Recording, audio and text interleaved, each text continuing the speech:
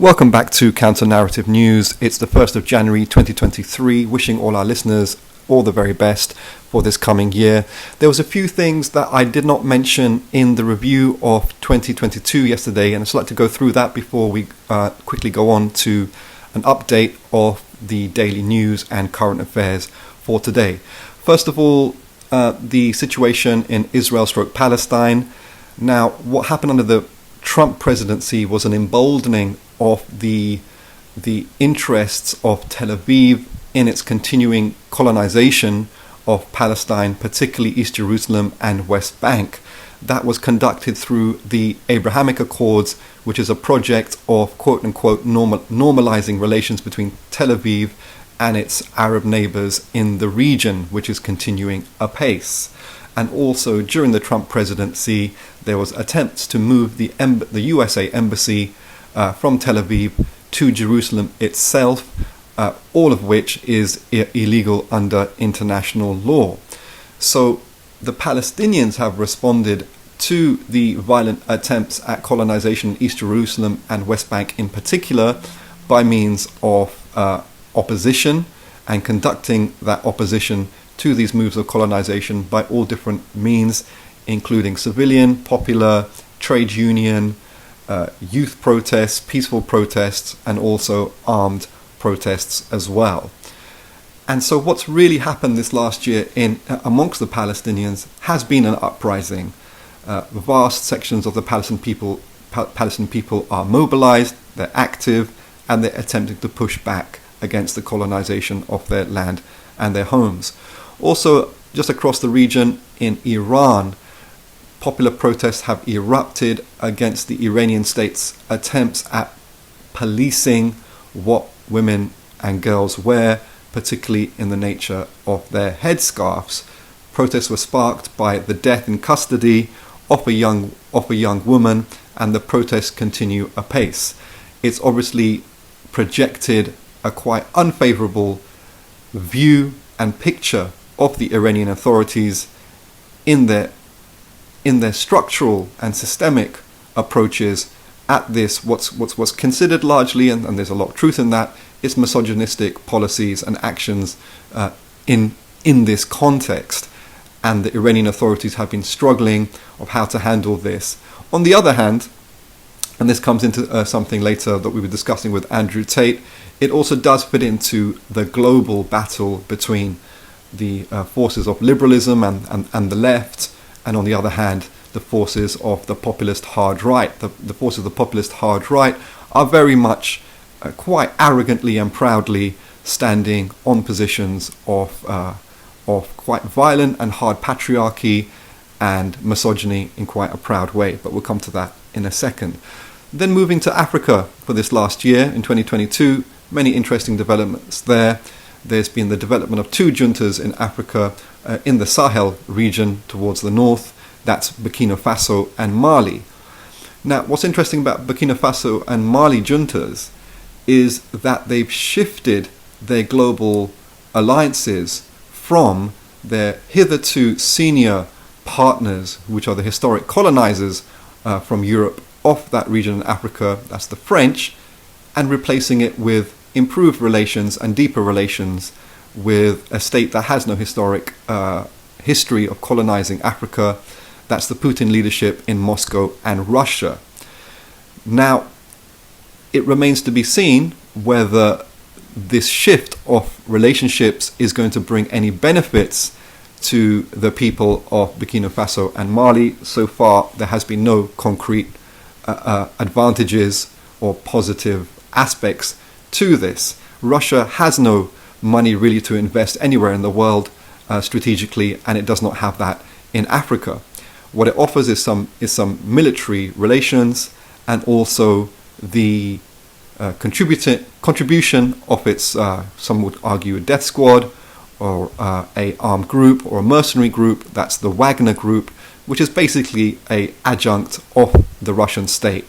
So you have tens of thousands of members of the Wagner group across Africa, particularly in the aforementioned countries, Burkina Faso and Mali, but also in Sudan, in Central African Republic, and also in Libya and probably in other countries as well. The Wagner Group are a very racist group of men, very anti-Muslim, very anti-black, and one can only imagine what is going on with thousands of these mercenaries in countries across Africa. They are already being exposed to have conducted many massacres, particularly in the Central African Republic and in Libya, and it's just perhaps just a very toxic relationship, but still we have to see where things go with that. And also, coming now to today's news update and current affairs, Putin has not held back in his military campaign against Ukraine in this Christmas New Year period.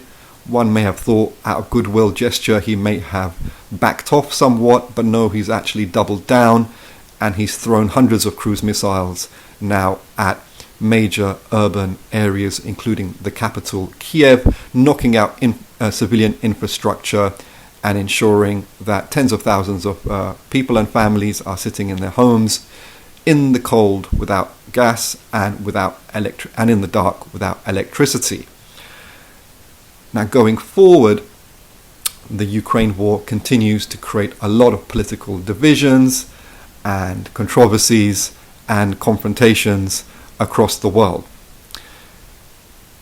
Also in news, Andrew Tate and his brother have been arrested in Romania. Andrew Tate is a self-professed proud misogynist who promotes the most toxic, racist, patriarchal politics very successfully across the world.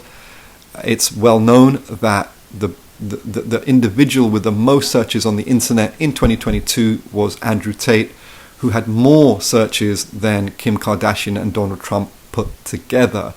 Andrew Tate has big influence across men, and particularly young men and boys across the world, who are alienated from what's going on in the world, who are isolated, alienated, suffering anxiety and other things that, there's a mental health crisis in the world in general.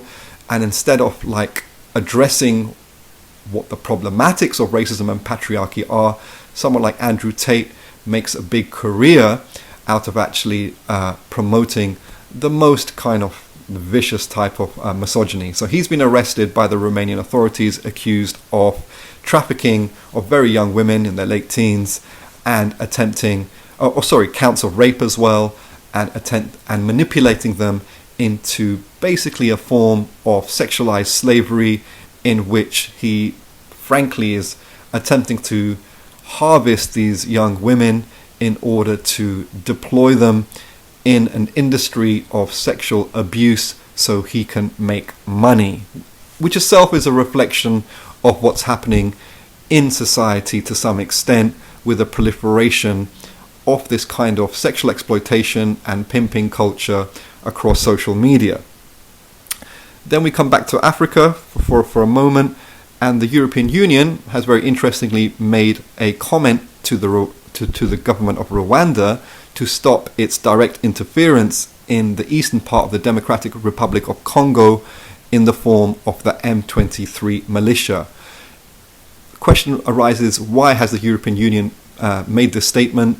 It may be in light of the fact that the people of Eastern Congo have become fed up of the trauma and destabilization and violence that they've been subjected to by the interference of other states outside of their country, including Rwanda, and they've been conducting protests which sometimes have turned violent against the United Nations mission there, which the people of Eastern DRC, with some substance, claim have failed in ensuring the stability and peace in their communities there. Then we come to Colombia, and the new president there of this last year, who came to power several months ago, President Petro, has successfully concluded peace treaties with a couple of the main leftist guerrilla movements there, who've been fighting in the jungles and the mountains in rural areas for several generations now. And also with his partners in Caracas and Venezuela, they've normalized trade relations, and the Venezuelan Colombian border now is open for trade. And also, in relation to that, some interesting moves afoot that the Western-backed, the USA-backed opposition leader Guaido has stopped attempting to form his so-called parallel government, so he ceased to do that. And this is all in the context of the Maduro government in Caracas in Venezuela taking the opportunity from the global energy crisis springing out of the Ukraine conflict to take advantage of that in a somewhat non-aligned strategy in reaching out to its northern senior neighbors in Washington, USA, to try and cut a deal for its own oil production on the global market. So thanks for listening. Please do like, subscribe, and share. Feel free to ask questions, critique, and I'll endeavor to answer them going forward. All the best.